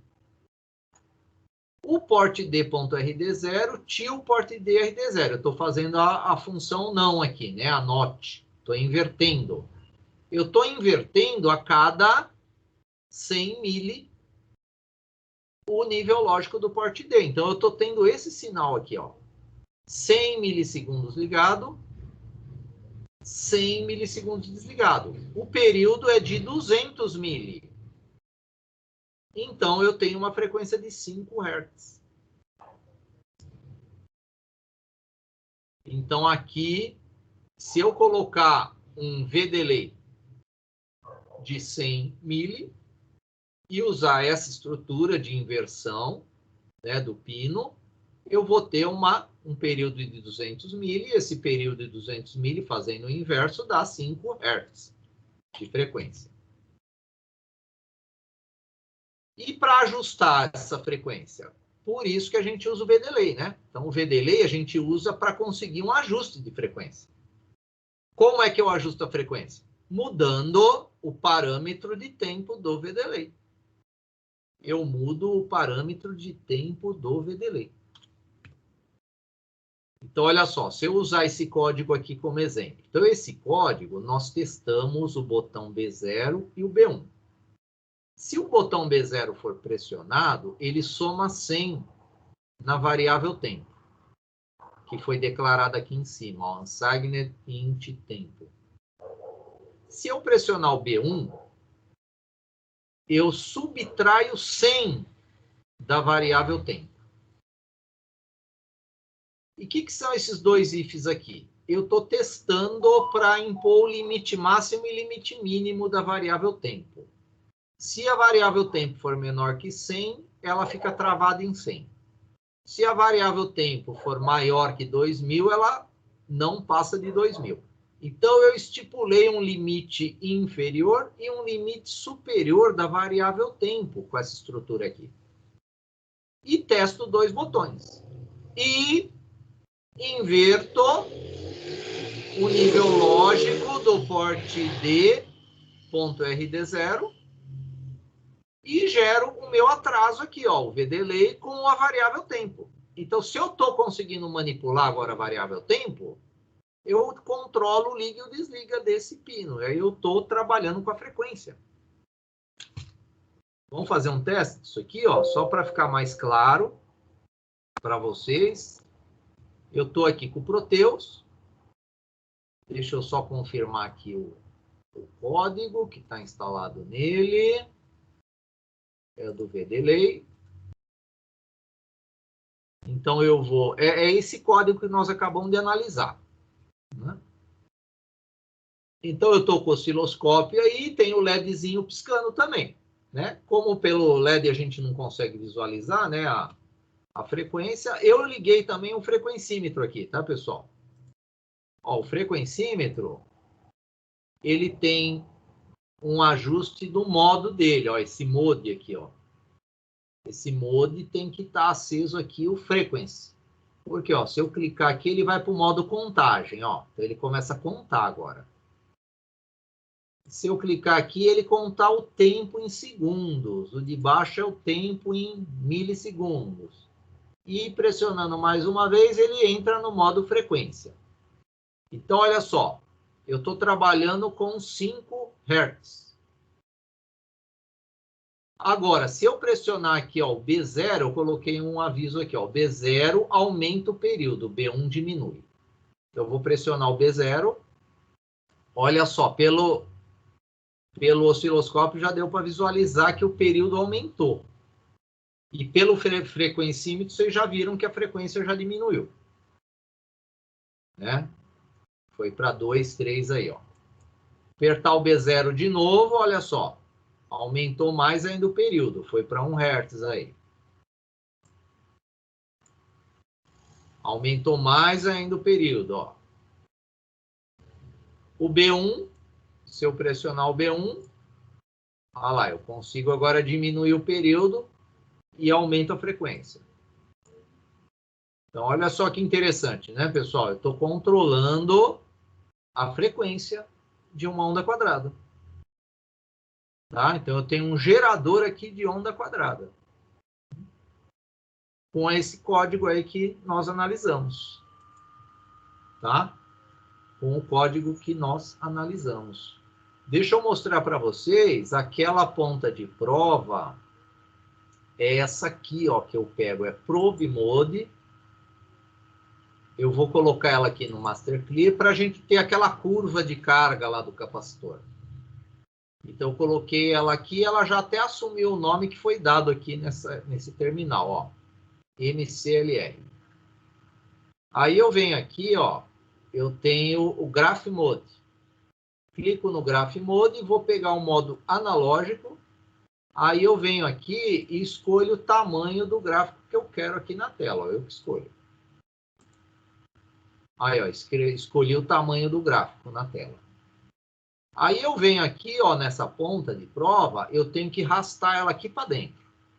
Então, eu clico aqui com o direito e dou o drag. E trago ela aqui para dentro, ó, do gráfico e dou um clique. Aí ele vai criar... Olha lá, ele criou já as barrinhas com um tempo padrão aqui, que é de 1 segundo. Como é que eu mudo esse tempo padrão? Se eu der 2 cliques aqui, ó, eu posso pôr um nome, o start e o stop, ó, de 0 a 1. E eu tenho que tirar essa condição inicial dele aqui, ó, para ele entrar na condição inicial do capacitor, que é carga 0. Senão ele vai começar com carga máxima aqui. Dou um OK e aperto a barra de espaço. Aperto a barra de espaço, olha só, ele montou a curva de carga do capacitor. Não é que ele montou a curva de carga, ele está me mostrando... eu falei que é curva de carga porque a gente está justamente medindo a tensão nesse pino aqui, que é a curva de carga desse capacitor, né? Eu tenho essa curva aqui por causa do capacitor, que eu estou com essa curva aqui, né? Essa aqui é uma simulação estática, né, que o Proteus tem. Então, o osciloscópio é a simulação dinâmica dele, tá? Então, aqui, ó, a tensão aqui é 0, aqui em cima é 5, né? O tempo aqui é 0, aqui o tempo é 1 segundo. Então, se a gente analisar aqui, ó, 4 volts está aqui, ó, nesse ponto aqui, ó. Aqui eu manipulo o tamanho aqui do meu gráfico. Ó, o 4 está aqui. Se a gente descer aqui, vai dar aquele valor lá de 160, 170 milissegundos, mais ou menos. Tá? Só para quem não conhece essa ferramenta aqui do Proteus, tá? Ele tem essa simulação estática também. Então, beleza. Então, vocês viram como montar aí um geradorzinho de sinais com esse código aqui, né? Ó, com esse código aqui. Esse código, ele já gerou aí o nosso gerador de onda quadrada e eu regulo a frequência que eu quero aí. Claro que está em um limite aí, nessas frequências aí. E qual que é a ideia do nosso projeto? Tá? A ideia do projeto, que vocês vão pensar em fazer em grupos aí, é trabalhar com onda quadrada e com onda triangular. Né? Vamos deixar esse geradorzinho melhor. Né? Ele vai gerar onda quadrada e onda triangular. Vocês vão usar o VDelay para alterar a frequência. Né? E vocês vão usar um circuito integrador para gerar onda triangular.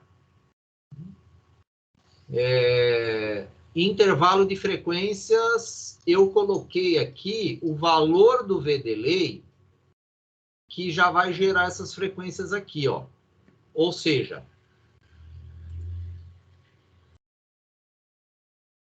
deixa eu pegar aqui uma lupa aqui também.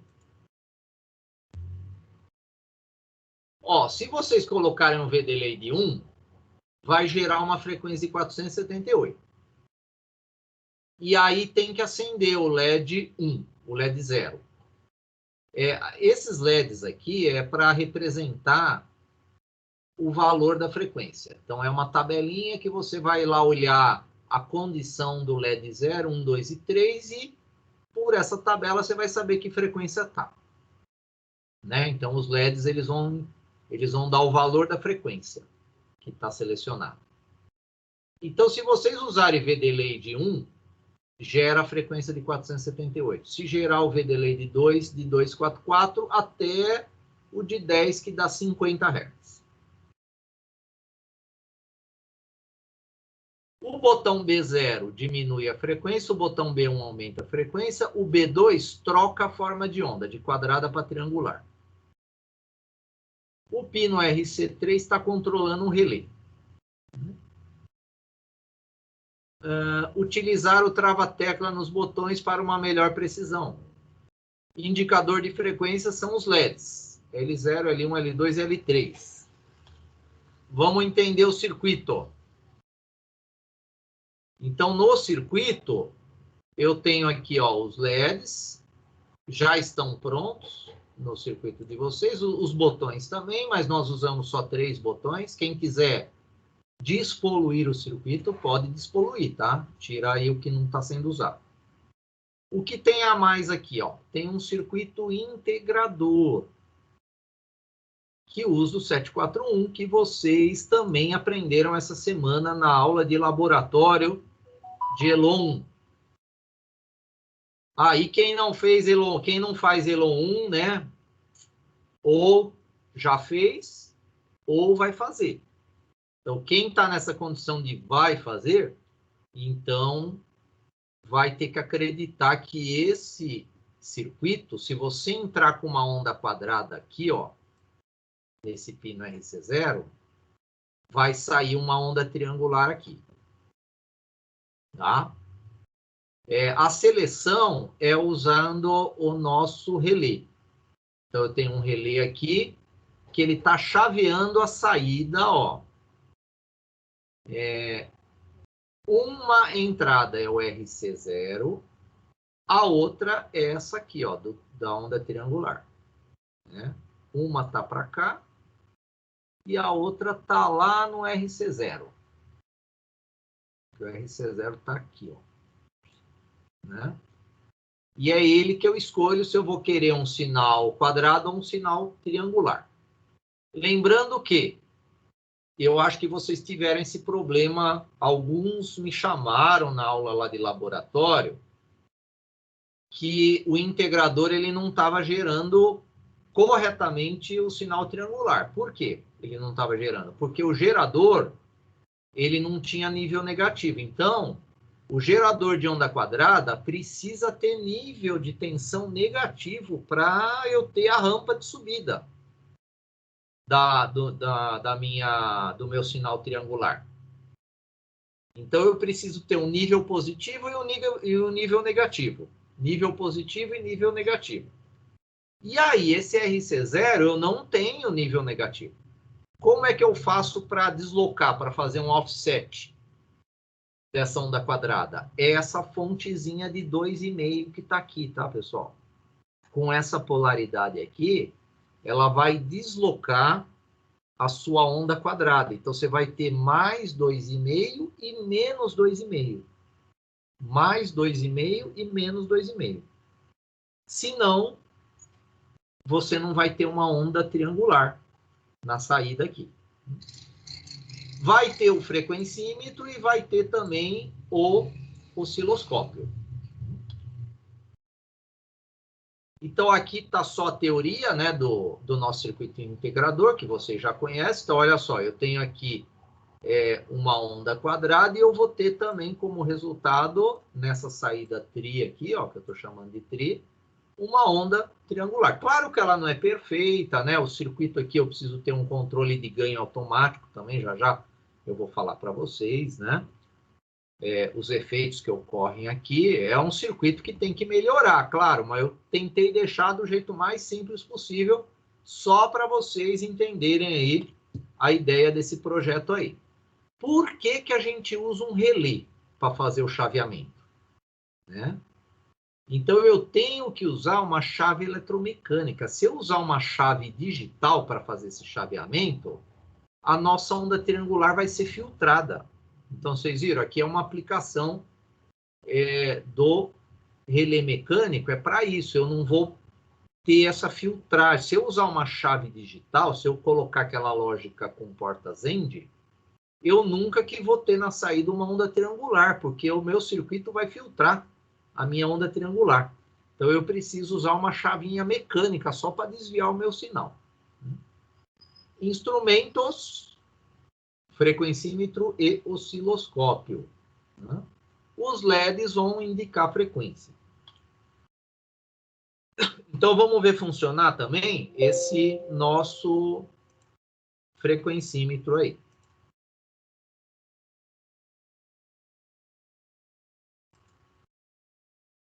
Vamos pegar o circuitinho dele.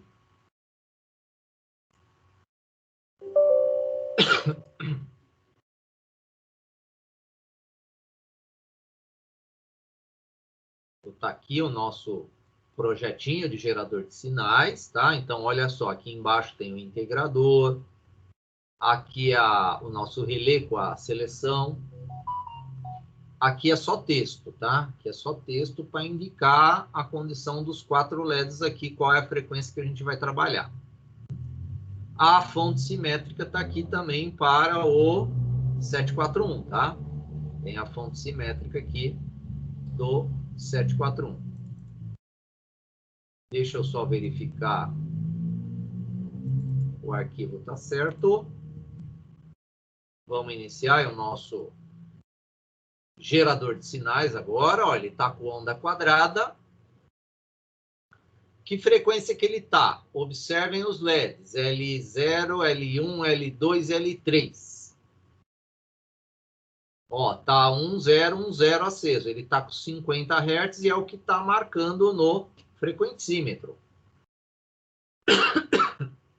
Ah, vou mudar a forma de onda. Ó, vamos trocar o relé aqui, ó. Quem é que muda a forma de onda é o B2. O B2 tem que controlar o RC3, ó. Então, vou selecionar aqui o B2. Ele mudou para onda triangular e, claro, vai manter a frequência. Ele vai manter a frequência. A frequência não muda, né? Nessa integração aí desse meu sinal. Não muda. Aí eu vou aumentar a frequência, ó. Aumentar a frequência B1. Ele foi para 1001, foi para 55. Aumentei mais um pouco. Foi para 62. Aumentei mais um pouco. Foi para 71. Mais um pouco. Foi para 82. Observe que o ganho está mudando, tá? O ganho desse meu sinal integrado está alterando com a frequência. Vocês até... vocês, na experiência 2, que vocês fizeram de ELO, né? Estou falando quem faz ELO, né? Uma experiência lá de resposta em frequência. Vocês notaram esse efeito aí da alteração do ganho em função da frequência, né? Então, aqui, como o nosso circuito é integrador, vocês estão vendo que a resposta em frequência vai ser até menor. Né? Vai ser bem menor a resposta em frequência que a gente vai ter desse circuito aqui. Vou aumentar mais a frequência, ó. O ganho está diminuindo cada vez mais, ó. Né? Por que acontece isso? Claro que se fosse um gerador de sinais mais profissional, claro que vocês iam ter que corrigir esse ganho, né? A gente ia ter que pôr um circuito de correção de ganho automático, né? Que está faltando nesse circuito, né? Porque aí eu quero controlar uma amplitude de tensão pico a pico, né? Eu estou fazendo um experimento. Se cada mexida que eu dou na frequência o meu ganho muda, opa, não é legal eu ter um equipamento desse, né? Um instrumento desse de geração de sinais. Aqui é só para vocês entenderem, por isso que eu falei, esse projeto aqui, ele abre caminhos para muita melhora que pode ocorrer nele, né? E gerar projetos futuros aí também para vocês. Ó, vou mudar aqui o B2, ele vai voltar para minha ondinha quadrada, né? Olha lá, já voltou para a ondinha quadrada, só que mantendo a frequência, agora está de 164, né? Voltei para triangular. Vamos aumentar mais aqui, né? B1 aumenta e a última é essa aqui, 478. Então, vocês viram que o ganho diminuiu bem aqui, ó. Eu preciso até mudar aqui para melhorar, né, a visualização desse sinal. Eu preciso mudar a escala de volts por divisão aqui. Vamos colocar em onda quadrada, é o B2. Então, eu regulo aqui, né, a minha ondinha quadrada. Então, o que está faltando nesse projeto é controle de tensão pico a pico, controle de ganho automático e circuitos que gerem outras formas de onda, né? Porque o nosso gerador de sinais, ele tem um gerador de onda padrão e depois com circuitos integradores, diferenciadores, a gente consegue mudar as formas de onda. É dessa maneira que ele trabalha, tá? Os geradores de sinais.